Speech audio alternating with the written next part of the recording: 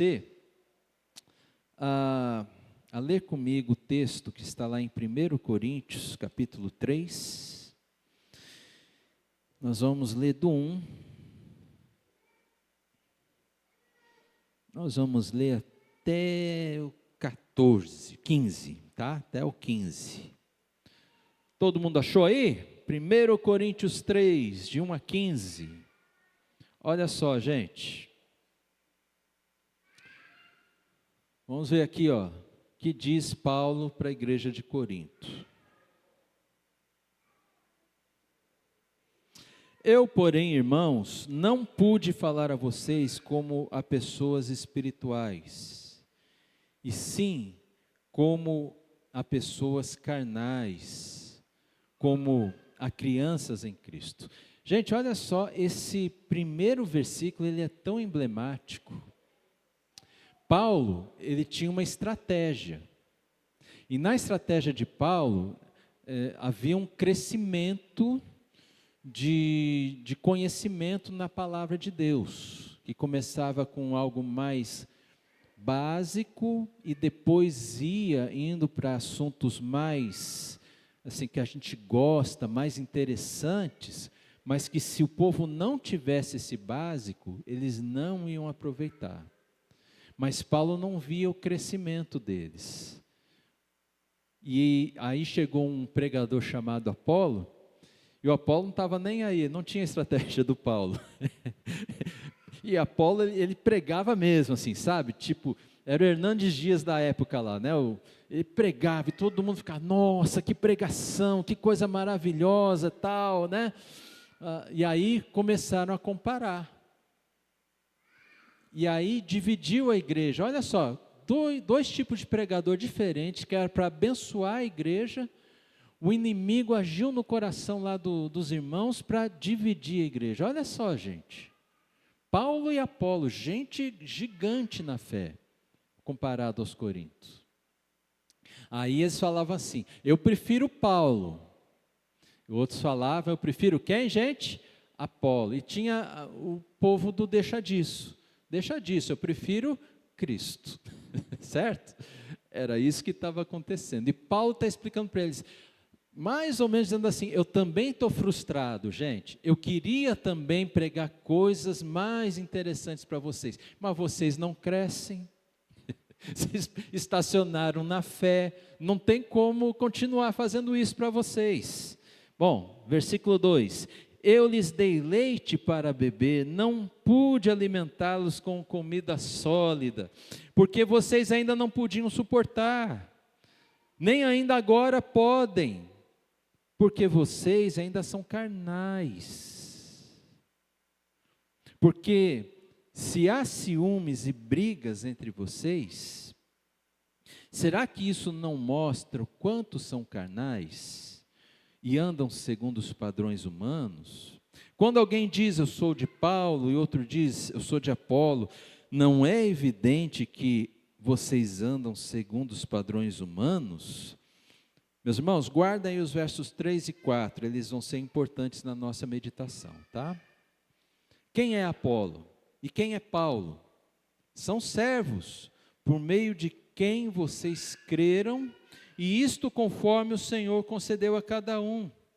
Eu plantei, Apolo regou, mas o crescimento veio de Deus, de modo que nem o que planta é alguma coisa, nem o que rega, mas Deus que dá o crescimento.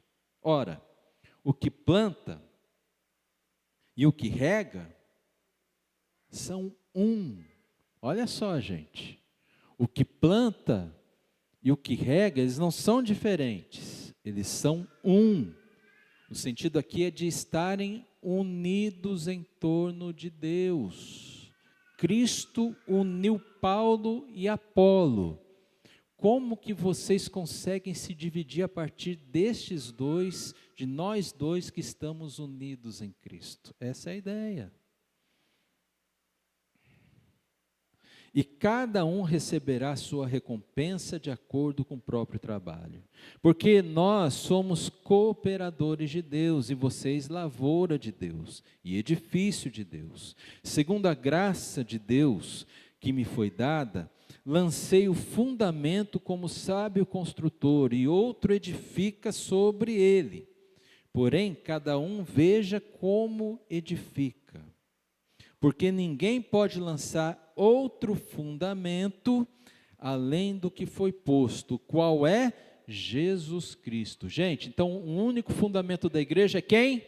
É Jesus Cristo. Tudo que nós fizermos como igreja só pode ser feito em cima desse fundamento que é Jesus. Nada que seja diferente de Jesus pode ser o nosso fundamento. Apenas Jesus é o fundamento da igreja e das nossas vidas. Amém, meus irmãos? Isso é importante nós entendermos. Verso 12, e se o que alguém edifica sobre fundamento é ouro, prata, pedras preciosas, madeira, feno ou palha, a obra de cada um se tornará manifesta, pois o dia, em letra maiúscula, que é o dia da vinda de Jesus, o dia a demonstrará, porque será revelada pelo fogo, e o fogo provará qual é a obra de cada um. Se aquilo que alguém edificou sobre o fundamento permanecer, esse receberá recompensa. Se a obra de alguém se queimar, esse sofrerá dano, porém ele mesmo será salvo, mas como que através do fogo. Essa última parte que a gente leu preocupa a mim particularmente, porque eu sou pastor. E de uma certa forma, Paulo está dizendo que a minha vida está na mão de vocês. Se aquilo que eu edificar na vida de vocês não for levado a sério, a minha obra será como palha, feno, e quando eu for testado pelo fogo, o que vai sobrar, gente? Tadinho de mim. Só tem uma coisa, você vai queimar junto comigo. As obras eu digo, tá? Mas nós seremos salvos como que pelo fogo. A gente fala mais, de um jeito assim mais leve, né? Mas é uma verdade assim, gritante, né, gente? Mas se aquilo que eu edificar e permanecer na vida de vocês for como ouro, prata, o que o fogo faz? Purifica e aumenta o valor. E quando Deus voltar, quando Jesus voltar, e vocês forem provados pelo fogo de Deus, e houver esse ouro, essa palha, que é a palavra de Deus, é a vida de Cristo em nós, meus irmãos, todos nós seremos refinados e mais do que salvos pelo fogo. Ainda haverá para todos nós aquilo que a Bíblia chama de galardão, que é um prêmio que Deus concede a todos que forem fiéis. Amém, gente? Eu quero esse prêmio, tá? Eu quero muito, porque isso vai significar que na vida de vocês, Cristo ele foi formado de tal modo no poder do Espírito Santo, que Deus vai aceitar todo o meu trabalho como pastor. Amém, gente? Você me ajuda? Estamos juntos nessa? Isso é um projeto de vida. A gente precisa pensar nisso. É algo para se pensar, algo para se viver, algo para se buscar. Bom, o tema da nossa mensagem hoje é o equilíbrio perfeito. Eu estava lendo um livro que eu ganhei de Natal, eu acho, não sei se é de aniversário de Natal. É um livro muito bom. E nesse livro, o autor, num dos capítulos, conta o mito do Dédalo, acho que é esse o nome, e o filho dele, que é mais conhecido de todos, o Ícaro. Já ouviram falar do Ícaro? Biafra fez uma música cujo título é o sonho de Ícaro, né? De voar. O Dédalo, ele era um inventor fantástico. Entre outras coisas, ele criou o labirinto para prender o Minotauro. Olha só. Mas ele também não era flor que se cheira, ele aprontava das suas. E Creta, que era a ilha onde ele morava, o Dédalo estava preocupado que o rei ia pegar umas falcatruas que ele tinha feito, sabe? E ele começou então a construir umas asas com penas. A cera do mel das abelhas, ele usava como uma cola para grudar pena das aves e fazer uma grande asa. Um par para ele e um par para Ícaro, seu filho. E o que aconteceu? Eles foram construindo ao longo do tempo essas asas. Ele era inventor, né? Até que um belo dia o rei finalmente pegou as falcatruas do Dédalo.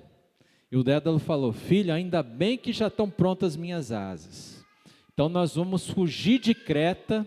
E eles iam lá para Sicília, na Itália, voando com asas. Isso é mitologia mesmo, né, gente? Não tem como fazer isso. Então, olha só. O Dédalo falou o seguinte para o seu filho: filho, presta atenção no que eu vou falar. As penas estão coladas com cera. Então, você não pode voar muito perto do mar, porque a umidade da água vai descolar as penas, a cera vai derreter e você vai mergulhar no mar. Também, filho, não voe tão alto assim no sol, perto do sol, porque o calor do sol vai fazer a mesma coisa. A cera também vai derreter e aí a queda vai ser ainda maior. Filho, tem uma média, um lugar central certinho que a gente pode voar e nem a umidade e nem o calor do sol vão nos atrapalhar. Voe sempre aqui comigo, vem atrás de mim, eu vou voar sempre aqui. E os dois foram. Mas o Ícaro, ele era jovem. Cadê os jovens aqui? Já viu muito bem, Vaguinho, que bom que você levantou a mão, né? Você já viu jovem poder voar e não se empolgar com voo? Né? Quando a gente era mais novinho assim, a gente vivia, né, torcendo para ficar um pouquinho mais velho, para o pai deixar a gente sair, né, à noite e voltar mais tarde, né? Começa com quantos anos? Voltando com que horas, Erlon? 10 horas da noite, né? 10 horas da noite tem que estar aqui. Se não voltar 10 horas da noite, mas o jovem não se empolga, aí volta 10h30, desculpa pai, desculpa, não é assim? Para voar é a mesma coisa, né? O Ícaro se empolgou, foi para perto do sol e aconteceu tudo que o pai avisou ele que iria acontecer. Ele não obedeceu o pai e caiu e morreu no mar. E o Dédalo não pôde fazer nada. Quando ele viu, já tinha acontecido o desastre, né? Eu estou contando esse mito porque o que Paulo está querendo falar para nós aqui é sobre esse fundamento de Cristo e sobre vivermos o padrão de Deus na nossa vida. E Paulo, ele critica os coríntios, olha o verso 3 e 4 lá que eu falei para vocês reservarem para nós, né? Paulo fala assim, isso não mostra que vocês são carnais e que andam segundo o que, gente? Os padrões humanos, é assim que está na minha tradução. Eu não lembro como é que está na tradução que a maioria dos irmãos usa, mas deve ser os caminhos dos homens, segundo o homem, né? E, na verdade, o termo usado é um padrão. Paulo está falando assim para os coríntios: vocês estão aquém do padrão de Deus. É como se eles vestissem a asa do Ícaro e voassem perto do mar, aquém do padrão de Deus. E ao mesmo tempo, Paulo critica eles também, porque quando eles começam a se dividir quem é melhor, Paulo, Apolo, né? Eles querem mostrar que são mais espirituais que os outros. Então, ao mesmo tempo, alguns deles pegaram as asas e ao invés de perto do mar, foram lá perto do sol. E Paulo está falando que de jeito nenhum, algum deles estava vivendo no padrão de Deus. Os fariseus, por exemplo, eles eram craques em fazer com que todo mundo voasse perto do sol. E a ideia dos fariseus era a seguinte, você tem que obedecer às leis que nós estamos colocando para vocês. Era cerca de 360 leis, né? Entre leis de fazer e leis de não fazer. E eles falavam para o povo assim: você quer agradar a Deus, você quer ser abençoado por Deus, você tem que observar todas essas leis, todas. Não pode falhar em nenhuma delas, senão Deus não vai te abençoar. Deus vai ficar aborrecido com você e não vai te abençoar de jeito nenhum. Ó, como eles faziam o povo voar perto do sol. Perto do sol descreve uma religiosidade em que nós não conhecemos a Deus, mas queremos ser, de alguma forma, abençoados por Deus. Então nós fazemos todo um esforço para sermos abençoados. E aí nós fazemos campanhas de oração, a gente faz vigílias e tudo mais. E eu não estou falando que é contra isso, tá, gente? Mas eu estou falando que a gente faz de uma maneira muito errada. Porque eu estou precisando. Esse é o problema. Nossa, eu estou precisando de uma bênção, eu vou fazer uma vigília. Eu estou precisando de uma bênção, eu vou fazer uma campanha de oração. Eu não sou contra a campanha de oração, não sou contra a vigília. Eu gosto, eu faço na minha vida.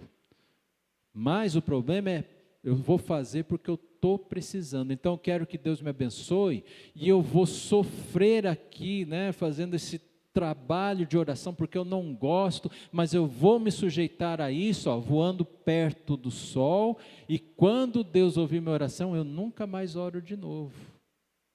Isso não é um padrão de Deus. Amém, gente? Você entendeu? Então, é um caminho religioso. Mas Paulo está falando uma coisa aqui também para os coríntios que eu fico pasmo.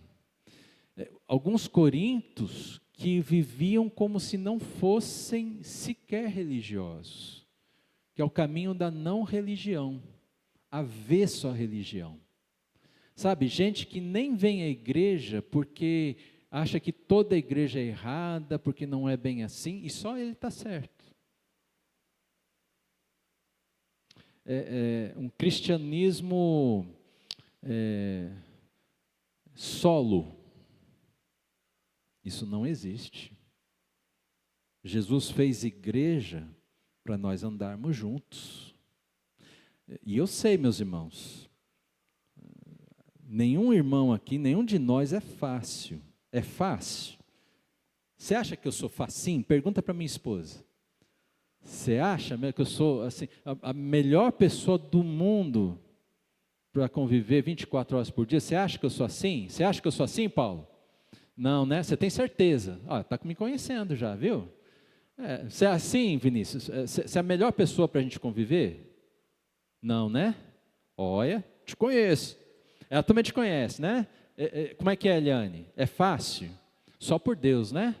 Mas ela também é só por Deus, né, Vinícius? Então, é isso aí, gente. Isso aí é relacionamento. É dentro da nossa casa, é na igreja. É sempre só por Deus. Só por Deus. Não tem ninguém que seja perfeito.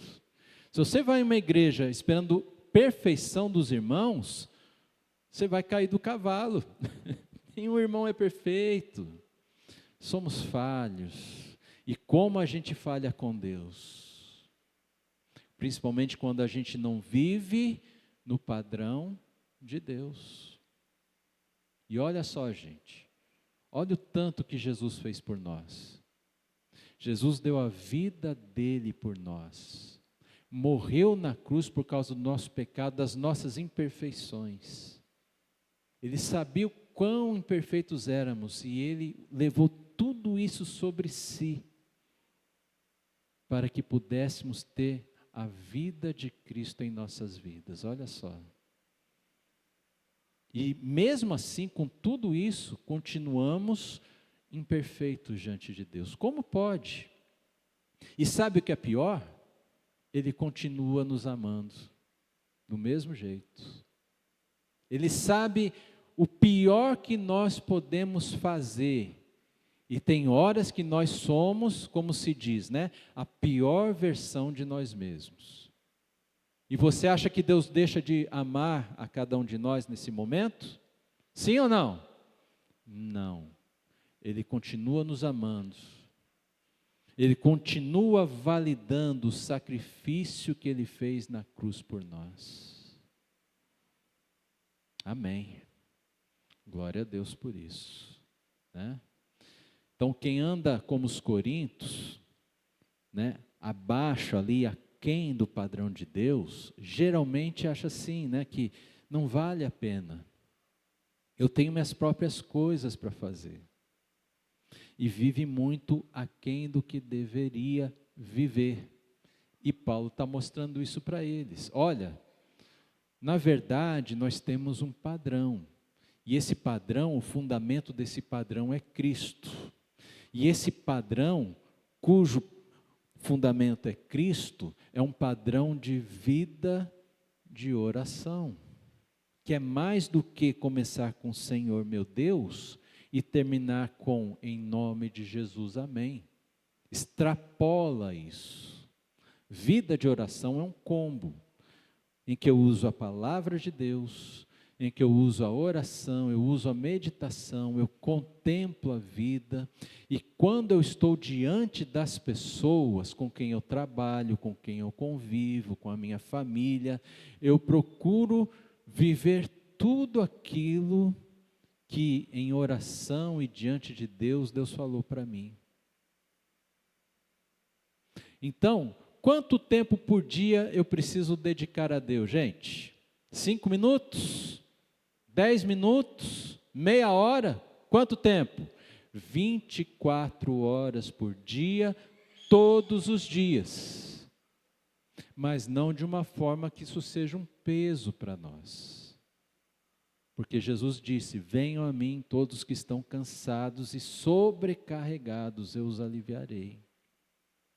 Paulo está dizendo, gente, que tem um meio termo na vida que nós precisamos alcançar.